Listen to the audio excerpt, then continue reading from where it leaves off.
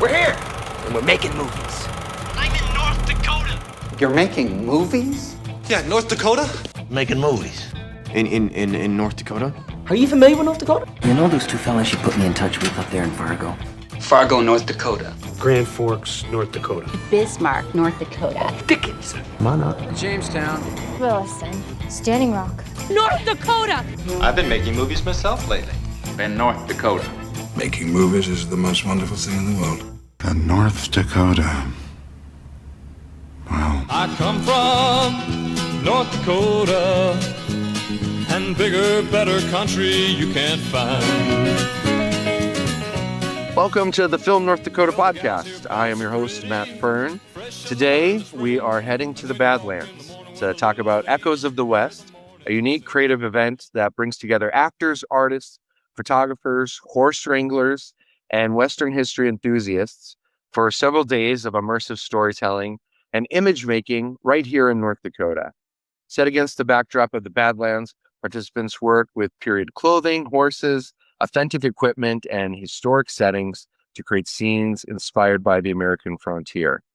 And joining me are two of the people who helped make that all happen. Beth Hurt, she grew up on a ranch in western North Dakota and has built a career as an actress, singer, and producer. And many North Dakotans know her for her work from Medora, Empress of the Badlands. And she has several new, exciting film projects currently in the works. And we're also joined by Nick Schultz of Schultz Wrangling. Nick and his family have spent years supplying horses, livestock, stunt performers, and wrangling expertise for film and television productions across the country. First, I just want to jump right into Echoes of the West. Where did this idea come from? I met Nick and the rest of Schultz Wrangling in 2024 on a film set, and they had told me about how they do this types of shoots for Western art. And we kind of got to talking and about how there isn't anything like that happens in North Dakota, and how that really ought to be a thing. And so that's kind of where the idea got rolling. We focus particularly on the Old West, so from about the mid-1800s to turn of the century. We have photographers, we have painters, filmmakers, anybody who wants to gather imagery and reference so that they can use that for their visual storytelling. Looking at your website, you have 4 days. Walk us through what all you have planned for this year's event. Yeah, absolutely. So we'll kick it all off the evening of August 2nd with a welcome reception at the North Dakota Cowboy Hall of Fame in Medora. So we'll have appetizers and get a chance for everybody to meet one another, meet some of the models, as well as some of our great sponsors and friends who helped us put this together, including volunteers. And then on August 3rd and 4th, those will be our main shoot days. So we start at first light. So you don't have to be out there at the crack of dawn, but if you want to get that really good, those golden hour moments type thing. And then we will have breakfast provided on location. We take a break for lunch, give everybody a break for a couple hours to go into town. And then we'll resume in the afternoon through sunset. And we are going to be going to different locations throughout those 2 days. So they'll have a chance for some different backdrops and different scenery. And then on the final day of August 5th, we are offering a complimentary trail ride for anybody who wants to actually get on a horse themselves and take a little ride in the Badlands. And then we're going to also just provide the opportunity for anybody who's interested in doing something like a group tour to the Presidential Library, or perhaps going to the Medora Musical in the evening. But just a chance to get to really see the town if they haven't had a chance to. And the Presidential Library that's going to be opening up, we actually have one of our artists who attended last year did a painting on a location with our models, and that's actually been selected to be featured at the Presidential Library. And so we're hoping for more opportunities for our artists in the future to be able to display their work in places like the Presidential Library or the North Dakota Cowboy Hall of Fame, in addition to wherever they choose to show their work worldwide. I was going to encourage everyone to go just to even see the brand new library. And that's incredible that your event has already created work that is on the library's walls. Incredible. So really encourage everyone to go, not only for the world-class talent, but also it sounds like you can really step into that world with the horse riding and experience of Medora. And so Film North Dakota listeners can put the code Film North Dakota in at the very end when you register in the comments section, and you will get $300 off your registration for Echoes of the West. So really encourage everyone to go and sign up, learn more, and it really is a one-of-a-kind event and opportunity for artists of all mediums, and especially if you want to save a little money at Film North Dakota at the bottom of the registration. This event has horses, stunt riders, period equipment, professional models. How long does it take to organize this? What goes into planning this? Is this a year-round project? And what all goes into putting it all together? Yeah, it's our second year, and it's so much more than you would think. There's so many little details. The first thing that we have to do is selecting our locations. So we want to find the best backdrops, the best locations. We have to make sure that there's room for riders, for wagons, for stagecoaches, all of that kind of thing. We do a lot of casting of local models and actors.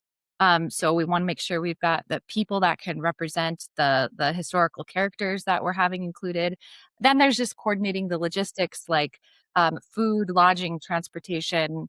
And then the Schultzes have a lot of other organizing to do. Yeah, we do. This has kind of been a lifelong collecting experience. I guess my dad's been doing it a long time, and so he's picked up pieces over the years, and then we're always on the hunt for new saddles, new wardrobe, new pieces, new horses. I mean, it's just keeping it fresh and giving new looks every year, so it isn't just the same thing. New old look, right? Historically accurate. That's yeah. We do take pride in that. That's kind of what sets us apart a little bit. Is we bring in the animals and all the gear, but all the authenticity and all the period correct gear that comes with it is what sets us apart a little bit. It really is top quality. It's like you're going back in time, seeing some of these scenes. Nick, can you tell me a little bit just more about your background, your family's background? How did your family get in the movie business? I grew up in it. My dad started back in the 70s. He's originally from North Dakota over by Lisbon, and they had a reenactor group they put together over there, and he was probably in his early 20s. And they started getting calls for films instead of going and hiring guys that then they had to outfit and put together. These guys all had the stuff. And so they started getting calls to go be a part of these films. And it just kind of took off from there. And so, starting with Dances with Wolves and a lot of films in the 90s, a lot of Westerns in the 90s. And then I just kind of grew up in that and being a part of I was in the 4th grade when I went on my very first movie, and I missed about a month and a half of school. So that was pretty exciting for me at that time. And then, photo shoots and movies and commercials and things like that. It just became kind of part of our life. And, we've always had horses for since I was little. So it's just, it's all been part of growing up. And as we progress, we're kind of taking it further, just into the stunts. I'm not saying we're actors, but sometimes we get put into little bit parts and things. And so it's just kind of a fun thing for us to be a part of. Do you feel like opportunity is growing for that type of work? Have you been seeing more demand? Is that why you are doing Echoes of the West, to kind of meet that demand? Are people wanting to see these stunts, see these horses? I think so. I think there's kind of a Western resurgence right now. I think the art world and the film world kind of have a crossover. A lot of the people that are interested in all of this, whether it's investing, whether it's just enthusiasts, collectors, I mean, they're all kind of running the same circles. And so, with what we bring to the movies, we can bring those to these photo shoots so these artists can see that and paint these things. And then sometimes they end up on these collectors' walls, and it's pretty special. Just yesterday, I was talking to an artist that I was in a painting with a couple of our other wranglers, and it was a painting that sold for about $40,000 to a famous comedian. So that was pretty cool to hear, And so it's fun to hear all these little stories and where these things end up. That is awesome. That's such a cool story here. And after recording, you got to tell me who that comedian is here. Beth, can you talk a little bit more about the artists.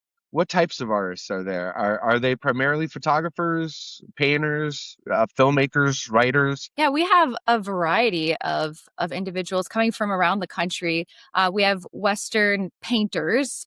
We also have individuals who are primarily photographers. We have people who do mixed media, plein air, different things like that. We've had filmmakers. We've got, just kind of a little bit of everything. Anybody's welcome if this is something that they can gain inspiration from. For this year, we have, they can expect to see, in addition to the horses and all the historical gear and costumes, they can expect to see cowboys of all ages, pioneer families, frontiersmen, mountain men, and also indigenous models representing local tribes. So we will also have some historical characters. Theodore Roosevelt, by special request, will be one of our characters for people to photograph and paint. That is awesome. And I think that's really awesome how you have the indigenous community involved as well.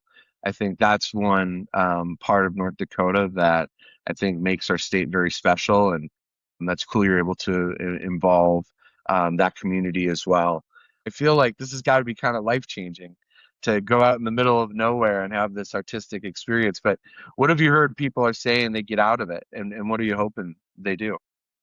Yeah, we want them to take away inspiration for their work, but also we want them to have the adventures and the memories. This is an experience. So they're getting to experience this rugged side of North Dakota, which is still so unknown. In the Western art world, there's so much focus on mountains and the Southwest, the desert territories. But if you think about it, there's really not a lot of highlight or focus on areas like the Badlands. And North Dakota has a Western Wild West heritage as well. And so I want them to take away an appreciation for our area, but also just the lifelong memories and the inspiration. It's such an exciting area, and I want them to get to experience that. I just think it's such an incredible opportunity for artists to come in and to have all these resources available for you and ready to go, where you can step into the director's chair. That's so unique. And then also for those who don't get to experience North Dakota, and those even here, how often do you go out to the Badlands if you live in Dickinson or in Bismarck or Fargo? It's a really cool way to connect and showcase the state. This podcast is produced by Film North Dakota. We're a 501c4. We're all about the impact in growing the film industry in North Dakota.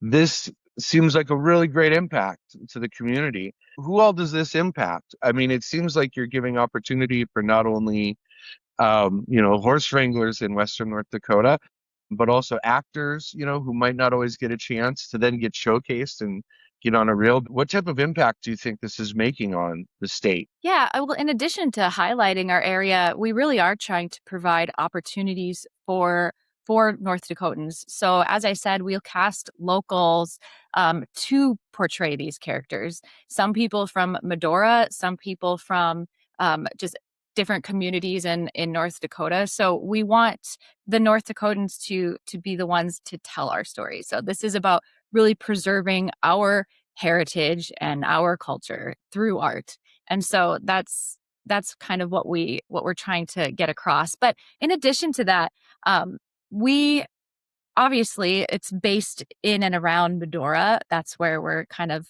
headquartered. And so we want people to also really experience that area. So we want them to patronize the businesses and restaurants and the entertainment options that are there. So it's kind of bringing people into the tourism side of things as well. You look at Yellowstone, that really was a boom for tourism. So many people wanted to visit Montana because of that show. So I love the idea of showcasing it from the tourism side. Nick, what are you looking forward to in the future? I know you have a new film coming out. You worked on Flint. What is the future for Schultz Wrangling? Can you talk a little bit about any upcoming projects? Yeah, with addition to the films that are going to be coming out that we worked on last summer, we've got a few that we're looking at later in the summer and fall. some local, some out of state. We've got one we're looking at in North Dakota, and then we also got some possibly in South Dakota, and then even further south, down in Louisiana area potentially. So nothing's for sure yet. That's the thing. Sometimes, well, when we did Flint last summer, you know, we spent many months corresponding back and forth, and then you know, like about a month ago, it looked like it was going to go to New Mexico. And so we kind of just, you know, didn't think it was going to happen. And then 2 weeks before we began filming, we got a call and they did a hard shift. They came up to Montana. We got the call, so we had to pack and go pretty quick. So you never know in this line of work. Sometimes it's last minute. Sometimes you have time to plan, but there's always potentials and projects that people are talking and discussing about. So we're hoping we'll be a little busy by summer's end. And Beth, you have a couple new projects coming out as well here. I know you've gotten into producing as well. Yeah, well, last summer, we both actually helped produce an indie called Run, Honey, Run. And that was a 2-week shoot north of Medora, about an hour north of Medora in the Badlands. Right now, that's kind of going through the process of the film festival circuit, so we'll see where that ends up. And I also had the opportunity to work on Flint. We actually were, Nick and I were actually both the stunt doubles for the lead actor and actress. So Josh Holloway and Sarah Gadden, who are the lead characters in that film, we were their doubles, so it was kind of fun. Did you do any Texas switches at all? No. Next time. Yeah. You got to come up with a cool North Dakota switch or something. Some cool new North Dakota move. We can be famous. Let's bring it back to Echoes of the West. Where can people go to learn more? And what are the dates coming up? The dates of our event are August 2nd through the 5th. They can go to our website, which is echoesofthewest.com. And you can also find us on Facebook and Instagram. And if they want to ask any questions at any time, they can email us, contact us through our website, or email echoesofthewestofficial@gmail.com. Well, Beth and Nick, thank you so much for your time. And thank you for all you do here. Such an awesome, bright example of the talent and opportunity in North Dakota. And I love that you guys are making the opportunity yourself. You know, so many times you have to go to Hollywood to try to tell stories or be in the entertainment industry. And you guys are making it here right in North Dakota. I can't wait to see what you guys do next. And thank you all for listening to the Film North Dakota podcast. This is brought to you by Film North Dakota. We're a 501c4 nonprofit organization. To learn more, go to filmnorthdakota.com. Thank you all for listening, and keep making movies in North Dakota. Well, I come from North Dakota, where the sun shines brighter and the country's wider than the sky. I come from